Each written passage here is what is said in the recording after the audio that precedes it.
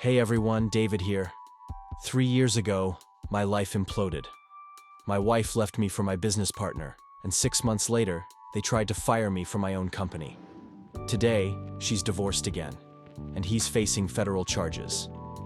This isn't just a story of personal triumph. It's a masterclass in resilience, strategic thinking, and why everybody needs to protect their work and their future.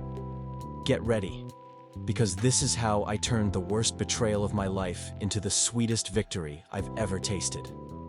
My name is David, and in 2019 I was 34, happily married to Jennifer for 7 years, and running a thriving software consulting firm in Austin, Texas. We weren't billionaires, but we were comfortable, building a life together. Our company had 12 dedicated employees and generated a healthy $2 million annually. Jennifer and I were college sweethearts, the kind of couple everyone admired. She was a marketing whiz, I was the tech guy, and we just clicked. While she wasn't involved in the day-to-day operations of the business, she was the heart of our company culture, always present at events and loved by everyone. Then came Marcus. I met him at a tech conference in 2017. He was 10 years my senior, with an impressive corporate background at IBM and Oracle, and charisma to spare. When he expressed a desire to leave the corporate grind for something entrepreneurial, I saw a perfect fit. We became 50-50 partners in January 2018. Marcus was the yin to my yang. He excelled at client relations, presentations, and networking, while I focused on the technical innovation. Our partnership felt ideal, a true synergy. We socialized often, and Jennifer adored him, calling him the cool uncle we never had. Here's a detail that seemed insignificant at the time, but ultimately saved everything. I'm obsessively meticulous about documentation. It's a habit ingrained from my tech background. Every partnership meeting, every significant decision, I recorded it on my phone and securely stored the audio files in an encrypted cloud folder. Marcus knew about this quirk. I even joked about it. My insurance policy, I'd quip, in case you ever try to steal my company. We'd both laugh, dismissing it as a harmless eccentricity. It was a joke, a lighthearted jab between friends, until it wasn't. The first subtle shifts began in March 2020. Just as the world grappled with COVID-19, Jennifer became distant, glued to her phone, her smiles reserved for texts she wouldn't share. My presence often prompted her to quickly close her laptop. I rationalized it as pandemic stress, a collective weirdness affecting everyone. Marcus, too, started acting strangely. He'd schedule client meetings without informing me, offering flimsy apologies about forgetting to loop me in. He began pushing for changes to our operating agreement, seeking more control over finances and formalizing decision-making authority. I resisted gently, still trusting my partner and friend. This period highlights a critical point for any creative collaboration. Learn to recognize red flags. Changes in behavior, secretive communication, or attempts to alter established agreements should never be ignored. Your intuition is a powerful tool. Listen to it. Then came June 2020. I returned home early from an errand. Our bedroom door was closed, an unusual sight for a Tuesday afternoon. I heard voices, laughter. My heart pounded as I opened the door. Marcus was in my bed with my wife. They didn't even scramble. Jennifer simply looked at me with an icy expression I'd never seen. "We need to talk," she stated. Marcus, with unbelievable audacity, added, "Dave, man, this isn't how we wanted you to find out." Wanted me to find out? As if this was a planned reveal. Jennifer pulled the sheet around her. "I've been unhappy for a long time, David. Marcus understands me in ways you never could. We're in love." My world crumbled. My hands shook. "How long?" I managed. "Does it matter?" she retorted. Marcus began dressing, calmly suggesting, "Look, Dave, we're all adults here. These things happen. Jennifer and I, we have a connection. But this doesn't have to affect the business. We can keep things professional." Professional? The man was in my bed. I left, numb, finding refuge in a hotel. That night, Jennifer's text arrived. "I want a divorce. I've already contacted a lawyer. Don't make this difficult. 7 years, reduced to a cold text message. The emotional devastation was absolute. The next 2 months were a living hell. I moved into a small apartment, unable to sleep or eat, losing 15 pounds. Jennifer filed for divorce immediately, demanding half of everything, including half the company's value. Marcus became elusive, communicating only via email, missing partner meetings. I was a ghost at work, barely functioning. Our employees sensed the tension but were unaware of the devastating truth. How do you explain that your business partner is sleeping with your wife? The shame and humiliation were overwhelming. This period was a profound test of my mental fortitude. Then came the trigger. August 15th, 2020. A certified letter arrived from Marcus's lawyer, a formal notice calling an emergency partner meeting to discuss the future direction of the company and David Chen's role in it. My role? In my company? This was an outright declaration of war. That night, sleep was impossible. Scrolling through old photos, I accidentally opened my cloud storage app. There it was, my meetings folder. 3 years of recorded partner discussions with Marcus. I hadn't thought about them in months. On a whim, I started listening. A recording from February 2020, 4 months before I caught my attention. Marcus was pushing for a new operating agreement. I heard myself ask, why the rush?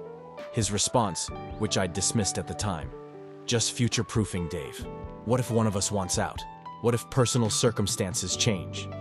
Personal circumstances. 4 months before the affair was discovered. My mind raced. I pulled up our company financials, something I'd been too depressed to scrutinize. There were recurring consulting payments to a company called Apex Strategic Advisors, $15,000 in March, $20,000 in April, $25,000 in May. Marcus had assured me they were for a major client pitch, but we hadn't signed any new major clients.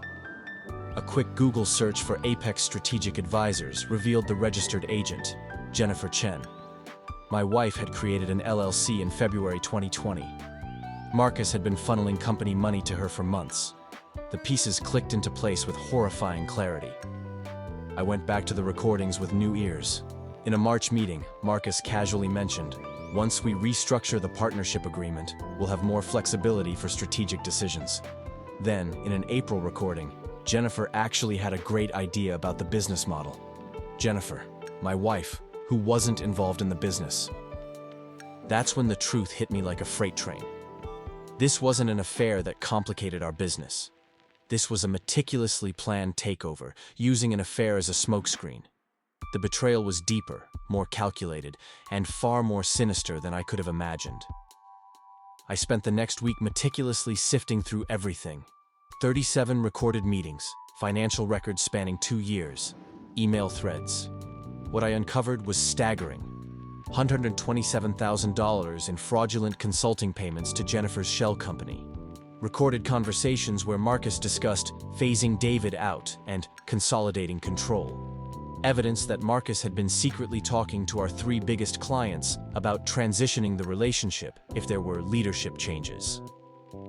The most damning piece, a recorded meeting from May 2020 where Marcus explicitly stated, once the divorce is finalized and we adjust the partnership structure, we'll have full operational control. They had been planning this for at least 6 months. The affair, the divorce, the business takeover, it was all one coordinated attack, and they had been foolish enough to let me record every single incriminating detail. I could have gone straight to the police, fraud, embezzlement. Marcus was looking at serious charges, but that felt too simple, too quick. They had tried to take everything from me, my wife, my company, my dignity. I wanted them to feel what I felt. Plus, I had a problem, the divorce. Jennifer was asking for half the company's value. If I exposed the fraud immediately, the company's value would tank, and I'd lose everything anyway. I needed a different approach. That's when the plan crystallized. I would let them think they were winning. Then I'd pull the rug out at the perfect moment. This required immense self-control and strategic thinking. First, I hired 2 lawyers, a divorce attorney and a corporate attorney. I gave them everything, the recordings, the financial evidence, all of it. We built an airtight case but kept it completely quiet. Secrecy was paramount. Second, I played the victim. At the emergency partner meeting Marcus had called, I showed up looking utterly defeated.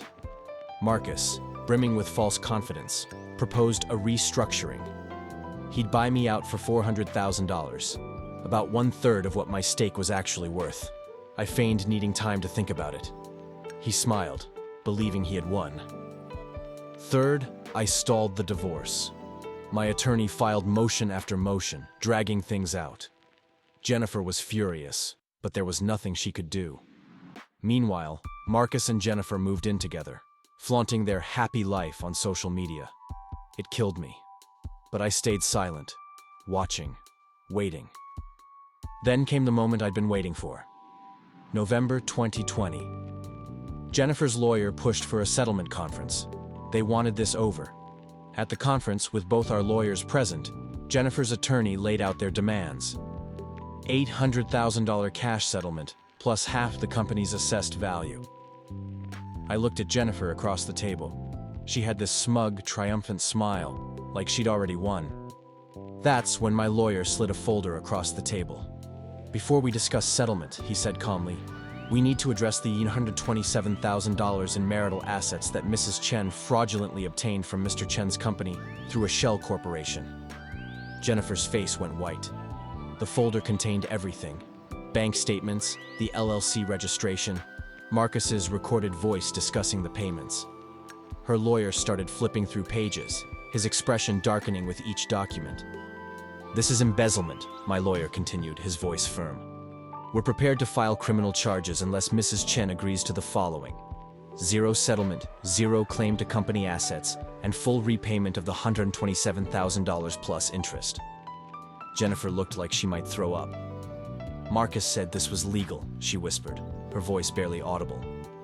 Marcus isn't a lawyer, my attorney replied, and he's about to have much bigger problems. We left her there, stunned and defeated. Phase 2 happened the very next day. My corporate attorney and I walked into our company office with a forensic accountant and a police detective. We had filed a formal complaint for business fraud and embezzlement. Marcus was in the conference room when we arrived, oblivious. The detective read him his rights while our employees watched in shock. Marcus kept saying, "Dave, we can work this out, man. Don't do this." I finally spoke. You wanted to keep things professional, Marcus. This is professional. The forensic audit took 3 weeks. The final tally: Marcus had stolen $184,000 when you included other hidden transactions I hadn't initially found. The district attorney filed charges: wire fraud, embezzlement, and conspiracy. But here's the beautiful part. Because Marcus and Jennifer had been living together and Jennifer had been actively involved in the scheme, she was charged as a co-conspirator. The divorce was finalized in January 2021. Jennifer got nothing. The criminal case took longer, but in August 2021, Marcus pleaded guilty to avoid trial. He got 18 months in federal prison and was ordered to pay full restitution. Jennifer pleaded guilty to conspiracy and got probation plus a $50,000 fine she couldn't afford. I ran into Jennifer about 6 months ago at a coffee shop in Austin. She was working as a receptionist at a dental office, a far cry from her Instagram influencer dreams. She saw me, and I watched her debate whether to say hello. She approached. "David, I'm sorry. For everything." I nodded. "I know. Marcus and I broke up," she said quietly. "During his trial, I couldn't. It was too much." "I heard," I said. I had heard. Through mutual friends. Apparently, Marcus blamed her for everything once the pressure was on. She looked at her coffee. "You did what you had to do. I get it now." I didn't respond. What was there to say? As for where we are now, my company is thriving. Without Marcus's embezzlement, we're actually more profitable. I bought out his stake for pennies on the dollar after his conviction. We're up to 23 employees and on track for $4 million in revenue this year.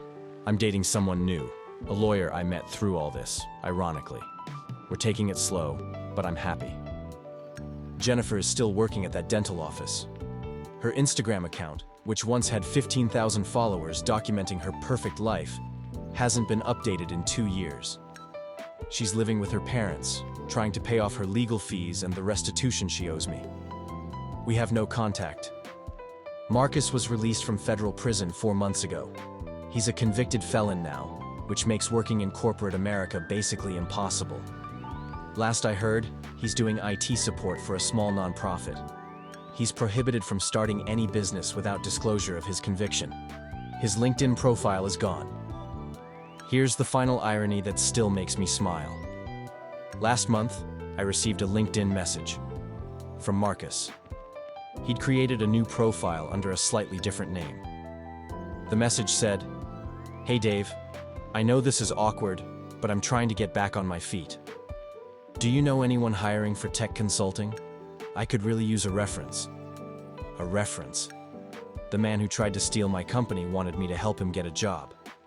I didn't respond, but I did screenshot it and send it to my girlfriend. We laughed for 10 minutes straight.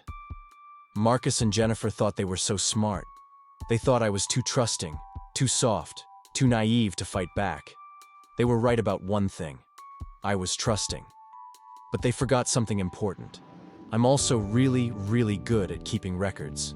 And in the end, that made all the difference. This story isn't just about my past. It's a warning and a guide for your future.